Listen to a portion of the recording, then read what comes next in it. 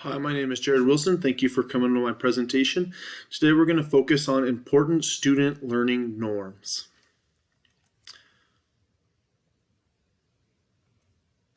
Learning norm number 1, having a positive attitude, willing to try new things, having a smile on your face, good body posture, good body language, happy to be here mentality, and next time attitude. When we talk about having a smile on your face, good posture, good body language, it's just showing physically that you want to be there, that you want to be part of what's happening. The next thing is to be a happy to be here mentality. Here at SCA, we've kind of started doing a happy to be here mentality hashtag where we are just focused on being in the moment, being happy that we're there and grateful that they're there. With COVID, with other things, we've had a lot of time outside the classroom that we couldn't control. That now that we are in the classroom, we want to make sure that we're using it to the best of our ability and we are not wasting any opportunities. Learning number 2 is willing to make mistakes. So be willing to make mistakes. In order to make this happen, students have to be okay with failure. They have to understand that failure is a part of learning, and that in order for us to grow, we're going to have to do that. In order to make those mistakes, we have to be fearless. Being worried about making a mistake, there is fear involved, but you have to be able to overcome that. Play versus perform. Being able to tell the kiddos that, like, hey, when we come to a test, you have to be able to perform. You have to show that you have mastery. But at times, we also have to incorporate play so that our students know, hey, it's okay to kind of be creative. It's okay to make mistakes. It's okay to get outside of your comfort zone. This isn't a time where you're being evaluated. We're just encouraging that reaching out of your comfort zone phase.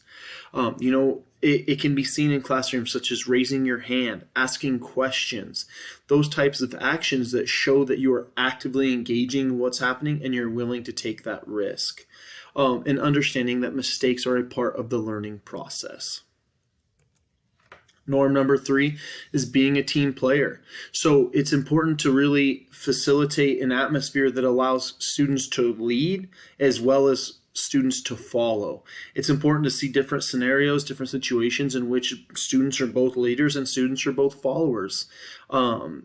With that, I have found that assigning different roles within group projects and things like that kind of get some of those students that are normally a leader learning how to be a follower and vice versa.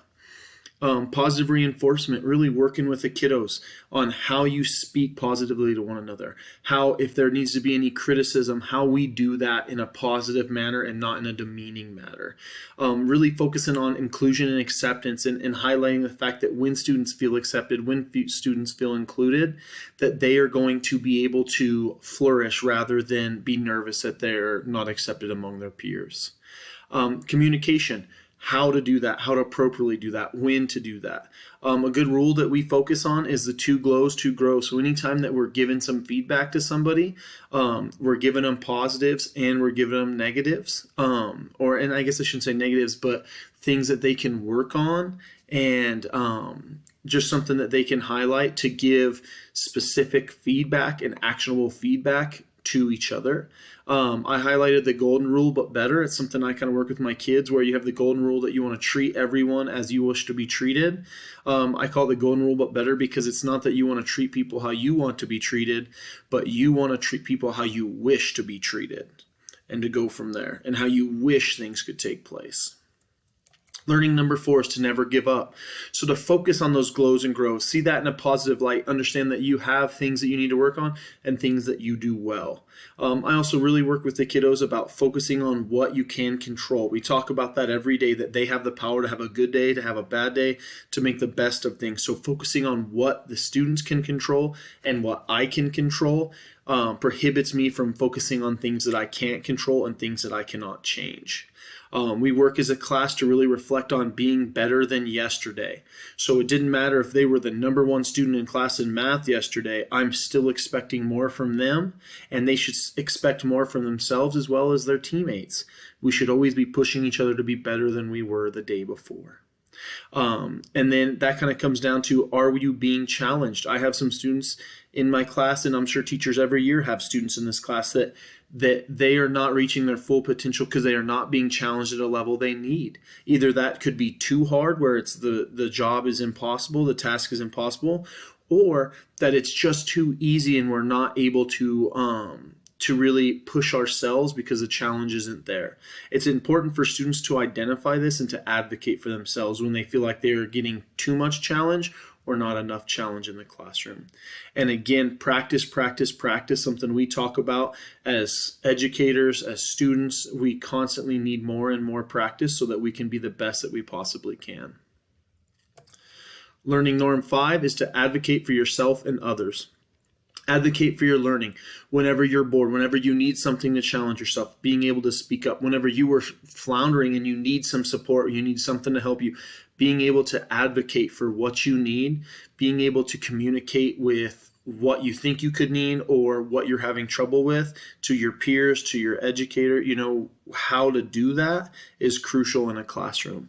Asking questions when you're having trouble. Often I see as a teacher, when we have students that need our help, that have specific needs, as a teacher, it's important to be able to identify those. As a student, it's important to be able to identify them as well, so that if a teacher's not able to meet that or a teacher's not able to accommodate that, students are able to say, hey, this is exactly where I'm having trouble, or at least establish that communication as well with the teacher. And again, it's a two-way street, but it's something that students can really take advantage of. Rather than sitting back, they can be their own advocates. Another one is ask why we learn this material. Why is it important? How can they apply it? What are they going to use it for? And not everything in the classroom will be like that. Not everything in the classroom will have a specific example. Teachers might not be able to provide a specific example, but we should be able to connect what we are teaching them to the real world, or to connect it to our standards that support others so that they understand why they're learning what they're learning. And again, when they understand the why, I believe the value of what they're learning will increase as well. Learning norm number 6 is to be a friend. I really focus with my kids on being a friend. Stop and take the time to be a friend. Academics will come. Most students will have many years getting more and more education. It's okay to stop. Take time to be a friend. Be an ear. Be a shoulder. Be something that someone can turn to and learn from. Experiences, time and effort will increase when positive attitudes increase. So we learn from experiences. We learn from time. We learn from effort. All of these things, all these positive experiences, all of this time will be better spent if it's positive and our attitudes are going in the right direction. Positivity is contagious. So being able to spread that and spread your positivity to your teammates, and stopping to be a friend and helping one friend can result in multiple friends being helped. And it just kind of builds a better community. Being a sail, not an anchor. I talk a lot about to my students about how they might have good friends, but are they leading them in the right direction? Are they helping picking them up, or are they helping them sink? And to always focus on building somebody's self-esteem. At school, at home, we have things that we're uncomfortable with, things that might, hurt our self-esteem. We're not here to pick on those and make those exploit those issues.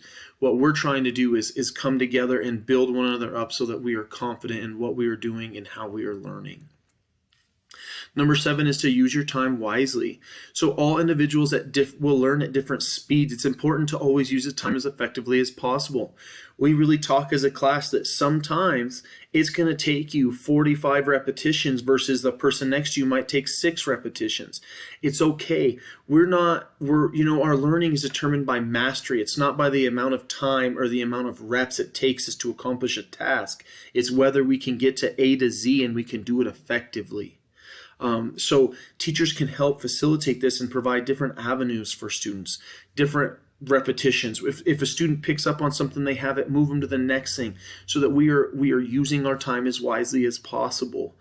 There should never be a sit down time where you have no clue what to learn next. You should be pushing yourself, both the student and the teacher. The teacher should be pushing themselves to what they can learn, but also what they can provide their students to learn.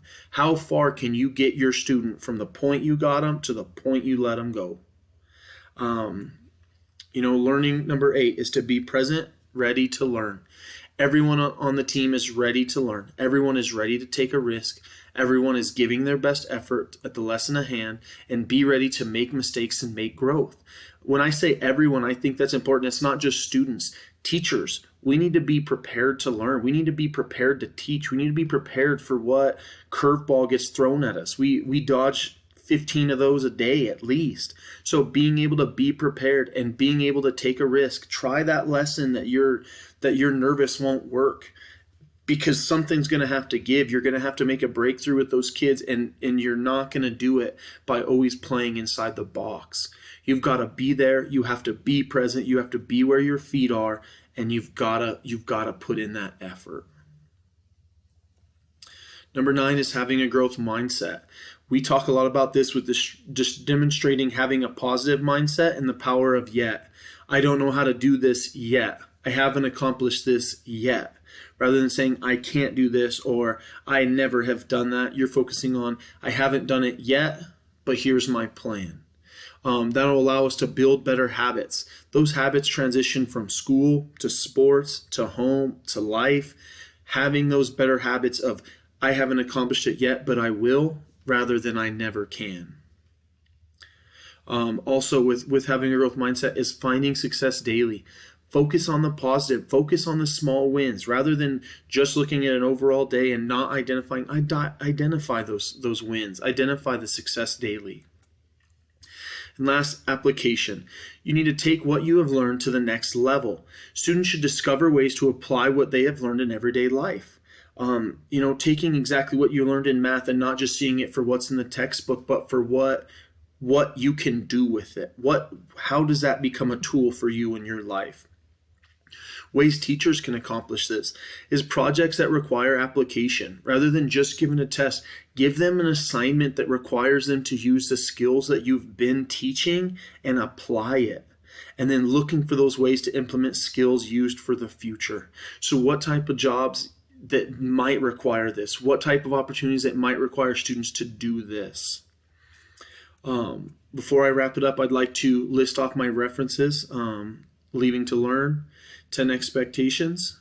Here's my correlation.